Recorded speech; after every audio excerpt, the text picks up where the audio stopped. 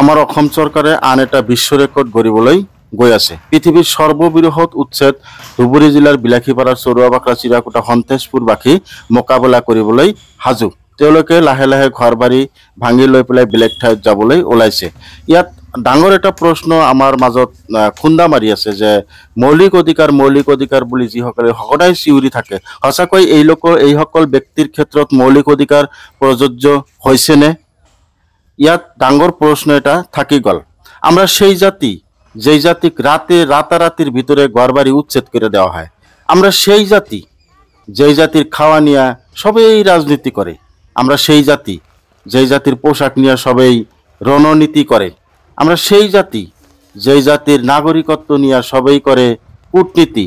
আমরা সেই জাতি যেই জাতি এনআরসির নামে ধুবড়ী থেকে মরিগাঁও হিয়ারিংয়ে ফালায়। আমরা সেই জাতি যেই জাতি মিয়ার নামে গরু পেটন দেওয়া হয়। আমরা সেই জাতি যেই জাতি মাতৃভাষা বিসর্জন দিয়া অন্যর ভাষা গ্রহণ করে বুক ফুলাইয়া অসমীয়া ভাষাত কথা কয়। আমরা সেই জাতি যেই জাতি রাতারাতি বাংলাদেশের তকমা পাওয়া যায়। আমরা সেই জাতি যেই জাতি রাতের অন্ধকারে অন্য দেশে ছেড়ে দেওয়া হয়, পুশব্যাক করা হয়।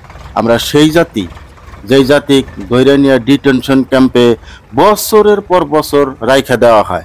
আমরা সেই জাতি যেই জাতি নামের আগে ডি ভোটার লাগাইয়া সন্দেহর তকমা লাগানো হয়। আমরা সেই জাতি যেই জাতি সমস্ত অপবাদ কষ্ট নির্যাতন সহ্য করেও কয় জয় আয় অসম। আমরা সেই জাতি। প্ৰিয় বন্ধুসকল, আপোনালোকে নিশ্চয় চাইছে যে এই মানুহখিনি ঘৰ বাৰী উচ্ছেদ হোৱা মানুহখিনি তেওঁলোকৰ টালি টোপোলা বান্ধি এনেকৈ নেৰানেপেৰা বৰষুণৰ ফলত ৰাস্তা ঘাট একেবাৰে বেয়া হৈ যোৱাৰ পিছতো তেওঁলোকে নিজৰ আপোন ঘৰখিনি মায়া মোহ ত্যাগ কৰি সকলো ত্যাগ কৰি তেওঁলোকে বেলেগ ঠাইত গুচি যাবলৈ সম্পূৰ্ণ প্ৰস্তুতি তেওঁলোকে চলাইছে। ইয়া আপোনালোকে দেখিছে স্ক্ৰীনত দেখি থকা দৃশ্যবোৰ দেখি, কৰুণ দৃশ্যবোৰ দেখি নিশ্চয় সকলোবোৰ মানৱীয় মানুহৰ, সকলোবোৰ সচেতন মানুহৰ হৃদয় কঁপি উঠিব।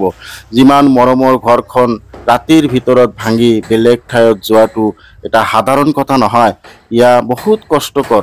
নিশ্চয়কৈ আপোনালোকে যদি এই স্থান পৰিদৰ্শন কৰে আপোনালোকেও গম পাব যে মানুহখিনি কিমান কষ্টত আছে, মানুহখিনি কি বেদনা, মানুহখিনিৰ কি কৰুণ অৱস্থা।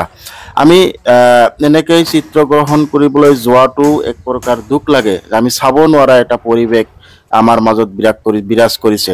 ইয়া হৈছে, আমি আকৌ কৈছোঁ, ইয়া হৈছে আমাৰ নামনি অসমৰ ধুবুৰী জিলাৰ বিলাসীপাৰা সমজিলাৰ চৰুৱাবাকৰা চিৰাকুটা সন্তেশপুৰ চিৰাকুটা দ্বিতীয় খণ্ড ৪-৫খনকৈ ৰাজহ গাঁৱৰ মানুহে আজি ৬ জুলাই আজি অন্তিম তাৰিখ, এই তাৰিখৰ ভিতৰত সকলোখিনি মানুহ এই ঠাই গুচি বেলেগ ঠাইত যাব লাগিব। সেইকাৰণে দুখ আৰু বেদনাৰ মাজত আপোনালোকক মনৰ কথাখিনি ক'বলৈ আৰু এই দৃশ্যখিনি দেখুৱাবলৈ যে মানুহ কি অৱস্থাত আছে, মানুহ কি অৱস্থাত এই ঠাই চাওক। নিজৰ আপোন ঘৰখিনি তেওঁলোকে ভাঙি বেলেগ ঠাইত যাবৰ কাৰণে সম্পূৰ্ণ পৰিস্থিতি তেওঁলোকে লৈছে। কাৰণ এই মানুহখিনি যদি ইয়াৰ পৰা গুচি নাযায় তেনেহ'লে বুলডোজাৰে সেনাবাহিনী ইতিমধ্যে মোতায়েন কৰিছে, সেনাবাহিনী প্ৰস্তুত হৈ আছে। ৬ জুলাইৰ ভিতৰত যদি এই মানুহখিনি এই ঠাই এৰি বেলেগ ঠাইত নাযায় তেনেহ'লে তেওঁলোকক উচ্ছেদ চলোৱা হ'ব। সেইকাৰণে নিজৰ আপোন ঘৰখিনি, এইখিনি নদী ভাঙা মানুহ, এইখিনি নিৰীহ মানুহ, দুখীয়া মানুহ, নিচলা মানুহ, গৰীব মানুহ, এই মানুহখিনি নদী ভাঙাৰ ফলত এই ঠাইত আহি ঘৰ বাৰী সাজিছিল।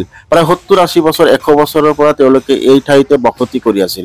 আজি হঠাৎ চৰকাৰে আদানী গোষ্ঠীক, আম্বানী গোষ্ঠীক মাটি দিয়াৰ স্বাৰ্থত, পুঁজিপতিক মাটি দিয়াৰ স্বাৰ্থত এই মানুহখিনিক উচ্ছেদ কৰাত চৰকাৰে উঠি পৰি লাগিছে যেন এনেকুৱা লাগিছে। সেইকাৰণে সকলোকে ভিডিঅ'খিনি আমি দেখালোঁ আৰু শেষত এটা কথাই ক'ম যে মানৱীয়তা সকলোৰে পৰিচয়।